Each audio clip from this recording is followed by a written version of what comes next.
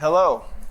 My company is called Avenica, and pretty much throughout everything we do at Avenica, there's this kind of underlying obsession with the concept of potential.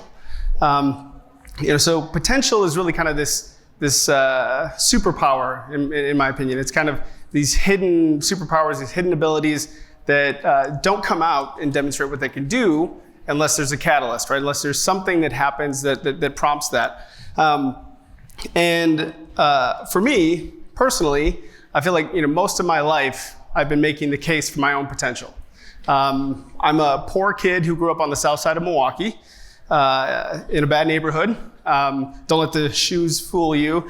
I live in Minnesota now, but there's a Lakers tie-in I can explain later.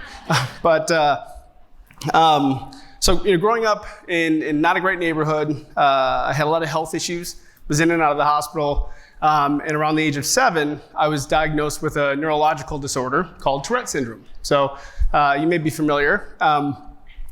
And so for most of my life, the people around me, the adults, the mentors, the teachers, the doctors, told me that I should level set my expectations, right? That I should moderate my ambition, and that maybe I shouldn't aim so high. And they told me this, because they were trying to do right by me, right? They were trying to be helpful. They were trying to, help me feel satisfied in whatever I did. But it drove me crazy. It drove me absolutely crazy. And it drove me crazy because around the same age, I had learned of this guy named Sir Isaac Newton. And he has these laws of motion, right? Can anybody name all 3 laws of motion? Any fellow nerds? No? Cool. All right. Well, I can, but I won't. So just trust that. But the first law of motion is really about this concept of like an object at rest will stay at rest, right? Unless something happens to it, unless something, an unbalanced force prompts it to do something else. So if you think about that in terms of like the world of work, this is like your career trajectory, right? This is your path. This is what you're doing. This is the way we think about potential, quite often. We look at where somebody went to school. Maybe that was high school, or maybe where they went to college, or the internship, or where your career started. And we think about that trajectory. And at a certain point, we, again, in the nerd world, think of this as something called path dependence, right? You're kind of dependent, and you're going to stay on that path. And the only way that you can shift that, the only way you can change that, is through an unbalanced force. So any guesses or any ideas as to what an unbalanced force might be in the world of work?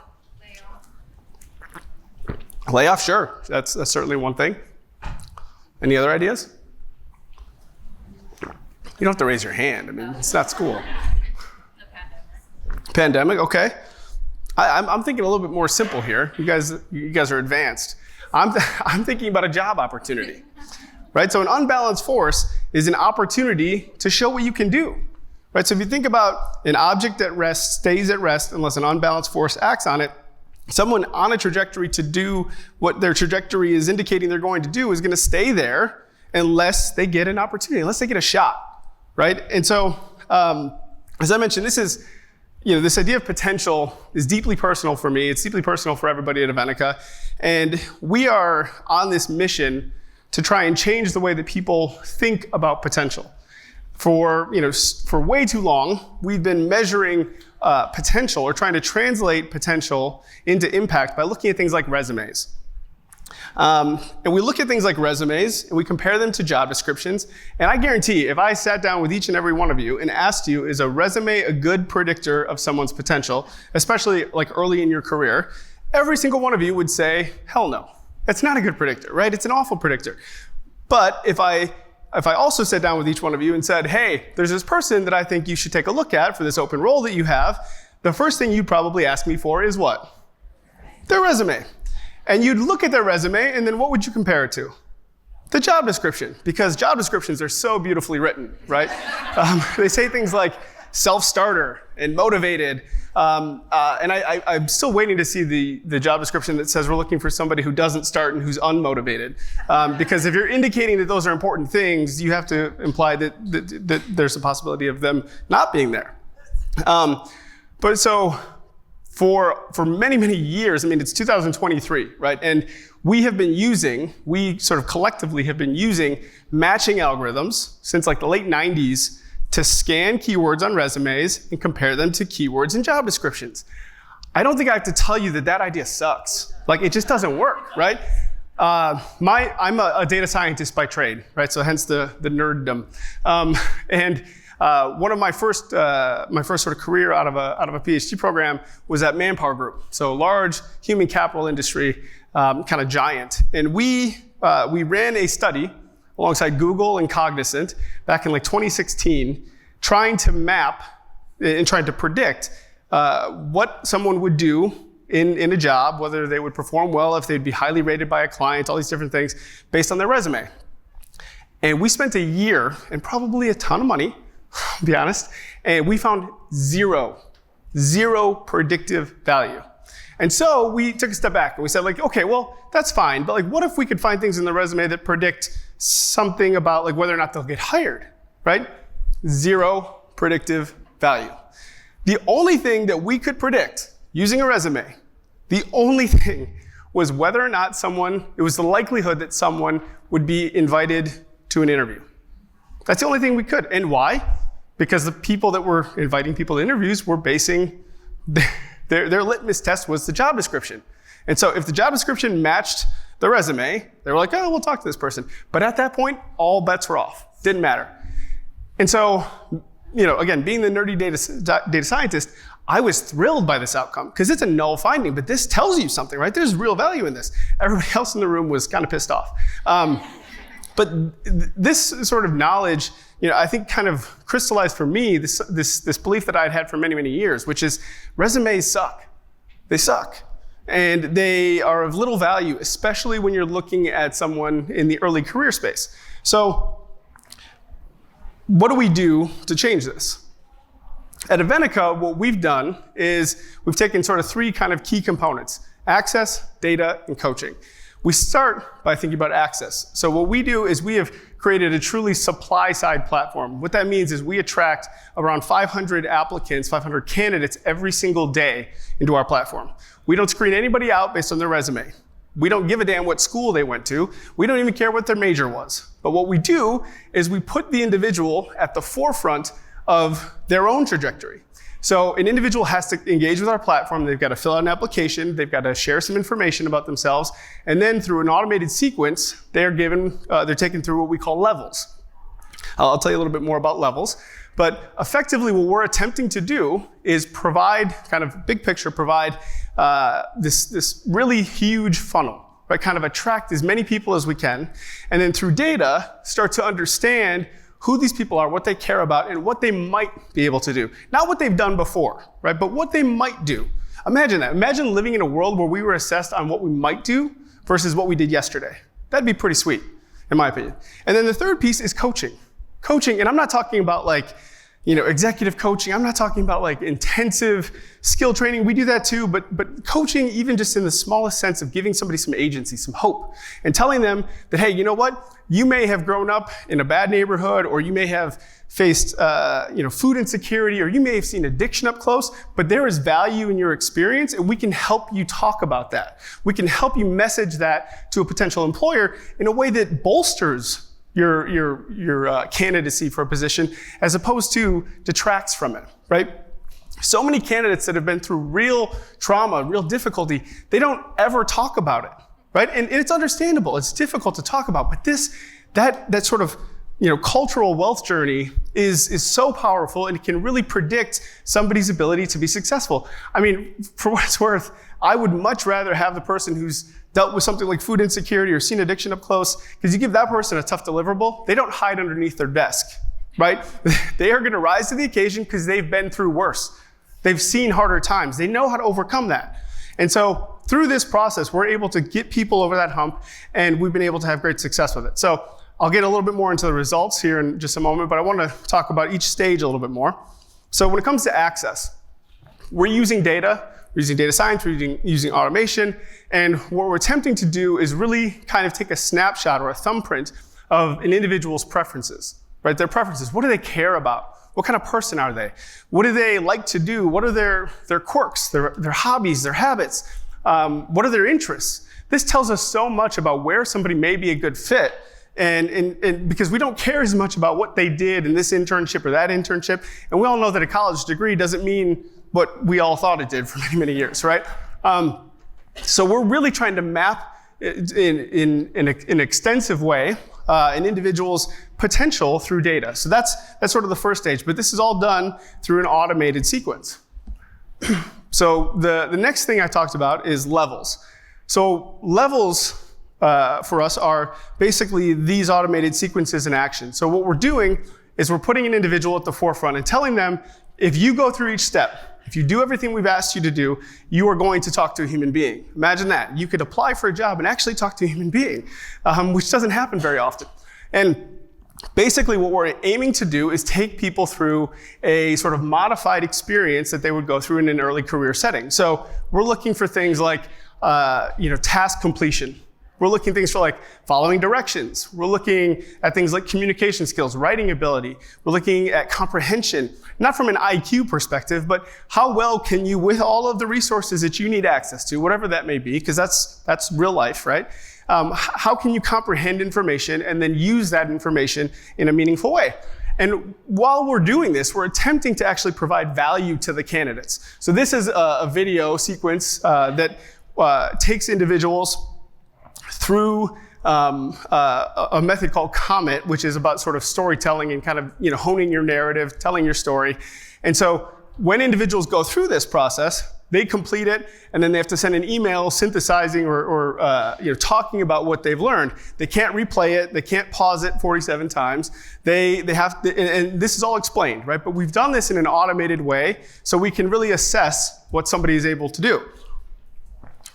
From there, once we have tapped into that potential and we've assessed what someone can do, we then give them the power to meet with our team. Now our team is it's our talent operations team. These aren't people that are recruiters, right? These are people that are skilled in assessing potential, right? So we've asked them to really look at trying to build rapport with individuals, trying to get a sense of what their story is, trying to look beyond the resume and trying to really kind of understand who these people are. And then what they're looking for are there what we think of as like +1 skills. Are there areas where we could do a quick hit training of an hour and a half in this technology, some exposure to this, where we can get somebody access to content in context with an opportunity on the other side. Right, so if we can, take for example, there are a lot of economics majors out there that graduate from college and they've never used technology like Tableau. Believe it or not, they just haven't. And Tableau is widely used for data analysis, but many colleges haven't picked that up. And so you take somebody who knows sort of analytical principles and knows that world, and you give them 2 hours worth of training in Tableau, their market potential in terms of what they can make just shot up by like 25%, right? And then they can continue to learn that and continue to develop it. And guess what? Now it makes sense because it's in context and it's connected to an opportunity, right? That's really meaningful education at work. So this is what we do when we think about sort of the content or the coaching. The last piece then is where these people work. So we take an extensive look at the candidate. We really try to map, as the title of this presentation talks about, we really try to map the human genome of potential. We really want to try and understand what these people are capable of. But that only makes sense if they're going to go to an environment where they can be successful, right? That's fair.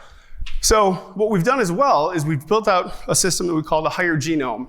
And what we attempt to do is we take our hiring partners, of which there are hundreds, we work all over the country with our hiring partners, and we essentially have them provide data to us and help us map their local culture, their team culture. So think of it this way. If you were a morning person who loves sports and who is an avid coffee drinker and loves dogs, and you go to a team of people that don't drink coffee, hate dogs, don't have any interest in sports, and nobody gets into the office until 10, but everybody stays there till 7, you're not necessarily going to be in the right environment to be successful. So we talk a lot about, diversity and inclusion, but so often what we're actually, forcing people to do is assimilate, right? And what we need to be doing is understanding the elements beyond just the counting and coding that we're doing in diversity, and really look at what people care about and what they're interested in, and trying to identify where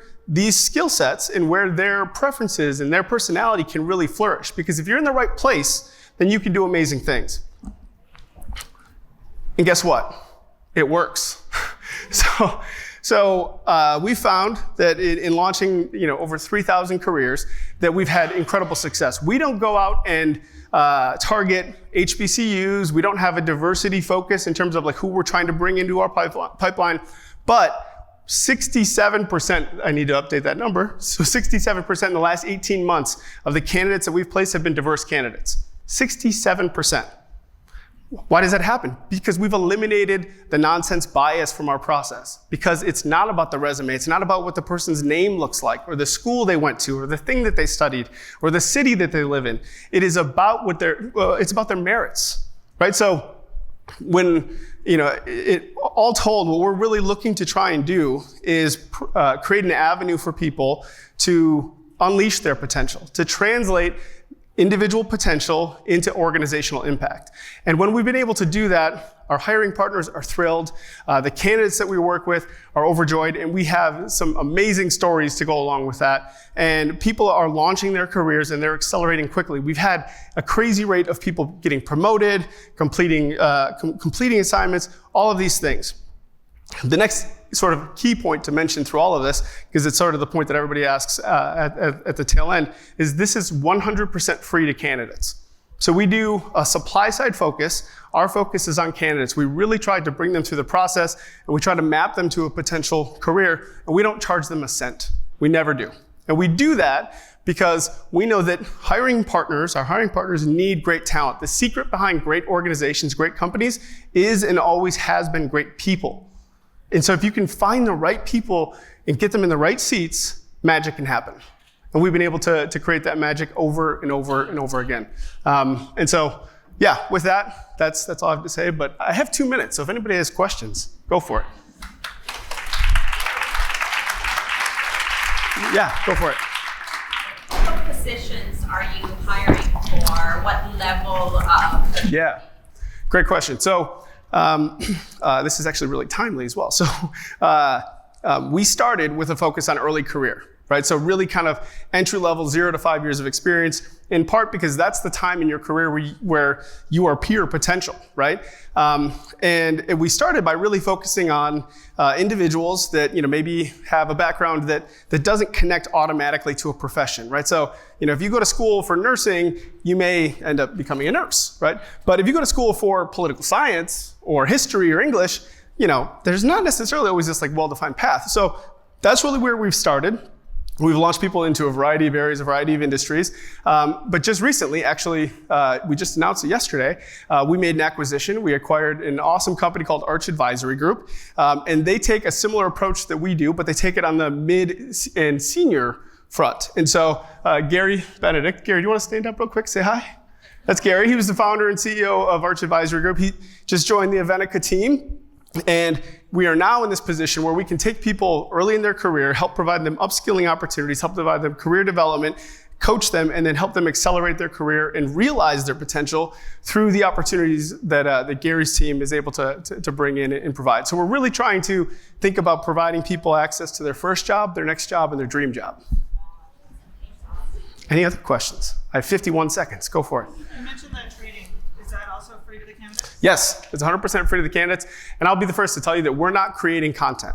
We're not going out there and dreaming up that we know how to teach people how to do things better. But where we think education sometimes falls short, or where there's a miss at some points, is sequencing of content, right? So you think about, I can go on Google and I can find access to anything, right? I can YouTube anything, I can learn all these things, but unless you learn them in the right sequence, and unless you're given some sort of instruction around how to employ that, or when to use it, or what to focus on first, second, or third, it doesn't really make sense. But it's 100% free to the candidates as well. Thank you. All right, I have 10 seconds, so that's no more questions, but thank you, everyone.